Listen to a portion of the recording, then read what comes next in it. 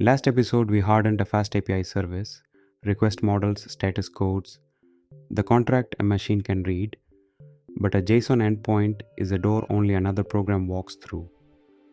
What do you hand a teammate who just wants to click and see if the model's any good? Here's the pain. You have a predict function that takes a few numbers and returns a label. To let a human try it, the old way was write an HTML form, wire the fields, post to your API, pass the response, render it. A day of front-end work to expose a one-line function. Gradio's whole pitch is that the UI is the function. You describe the inputs and outputs as typed components, and it builds the page. The unit you build with is the interface, a function, a list of input components, a list of output components. A gar.number becomes a numeric box, a gar.text box becomes a text field, a gar label becomes a result panel that knows how to show a class and its confidence.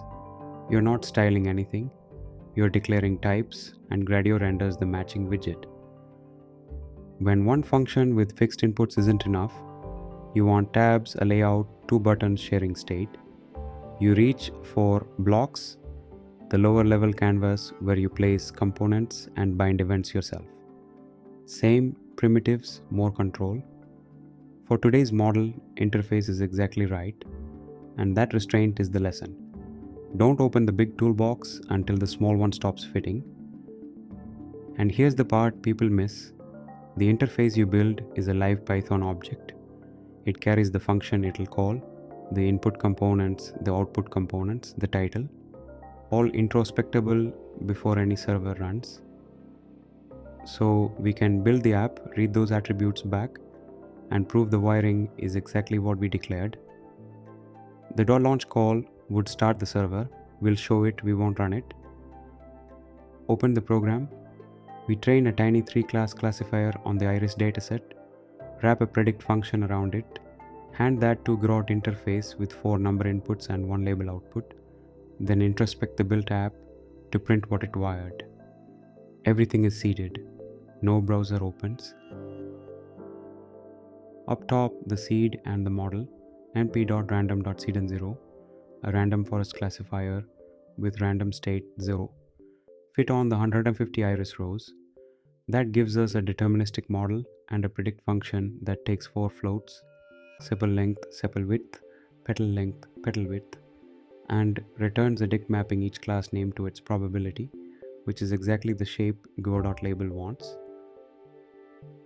Now the UI in one call, jar interface in a predict inputs co for grow number, outputs co go.label num top class is a 3, title iris classifier.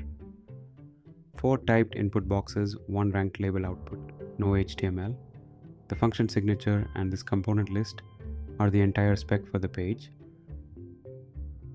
Then we introspect, no server needed.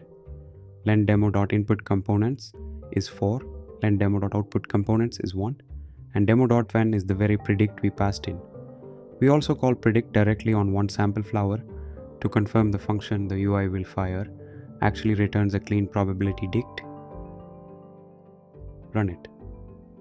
The terminal reports the model trained on 150 by 4, accuracy 1000 on the training rows, inputs wired 4, outputs wired 1, and the top class for our test flower. Setosa at probability 1000. The last line is the launch we'd call to surf it, printed as a string, never executed. Look at the figure, a wiring card showing 4 input pills, feeding 1 predict box, feeding 1 label panel, with the introspected counts 4 to fn to 1 printed beside it. Those counts are the same 4 and 1 the terminal printed. The picture is the app structure. The terminal is the app structure read aloud. The model is now clickable by any human with the URL. Same weights, new door. Next episode we shrink the door itself, SH08, exporting that model to ONNX, so it runs lean and portable, far from the Python it was born in.